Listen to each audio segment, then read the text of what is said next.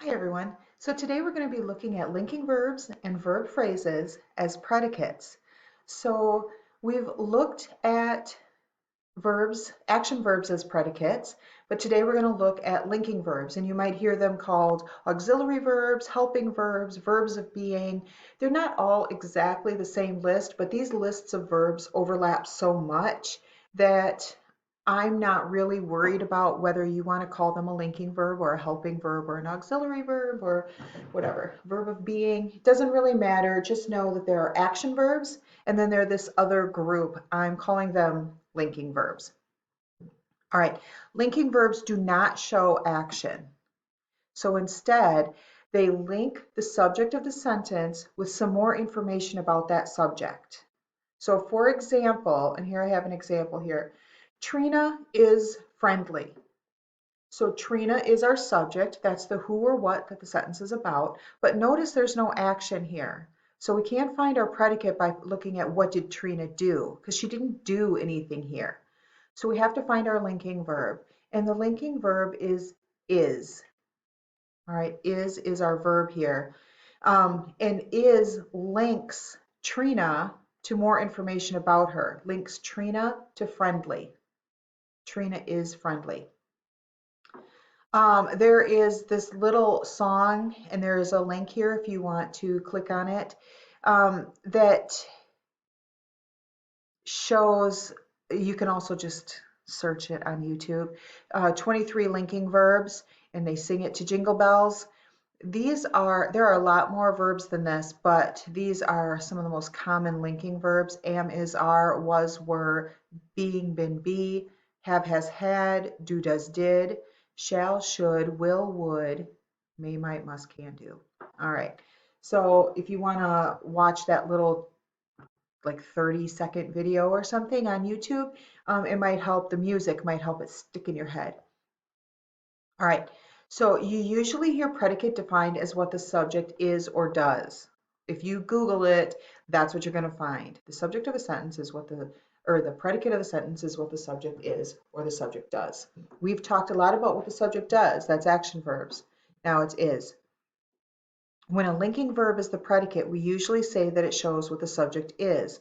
And this can be tricky, so we're going to practice, of course. So here is our to-do box. Remember that the subject of a sentence is who or what is doing the action and is a noun or a pronoun. So we looked at pronouns as subjects yesterday. The predicate of the sentence, when it's a linking verb, links the subject to more information about it. Or in other words, it shows what the subject is. Remember, Trina is friendly. We're going to, just like we've been doing a lot recently, highlighting the subject in yellow and the predicate in pink. And remember, we're talking about the simple subject and the simple predicate. So here's an example. You are a good friend, right? So we highlighted the pronoun you as the subject of the sentence. And then when we look for our predicate, we look and there's no action verb. This you person isn't doing anything. So we know we're looking for a linking verb. And here it's are.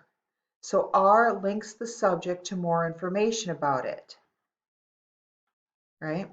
You links, or I'm sorry, are links you to good friend. Good friend tells us more about you. Also, are shows what the subject is. The subject is you. What is you? A good friend. So are. If finding it by saying, does it give more information about it or how does it link it? If that is confusing for you or difficult, you can just memorize these verbs.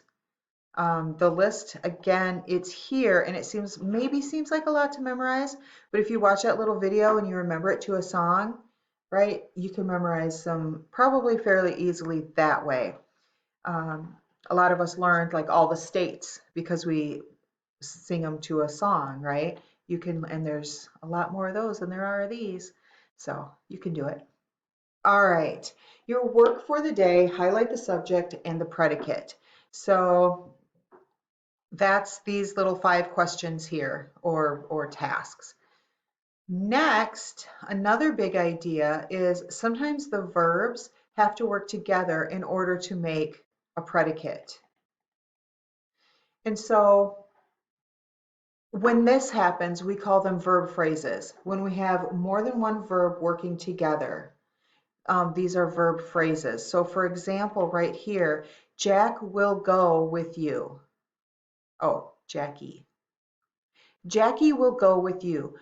Will is a verb, go is a verb, but we put them together here. We need them to work together to create this verb phrase, will go.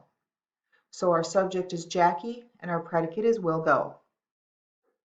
All right, so verb phrases can be multiple linking verbs together, like might have been. She might have been here earlier. Subject she, predicate might have been.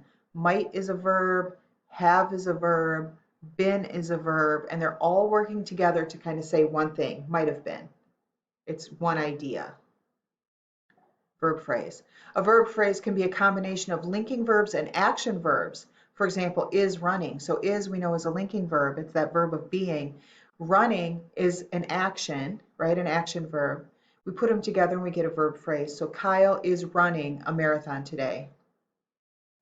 So we need the is and we need the running to work together to give us that idea about what Kyle's doing. Kyle is running.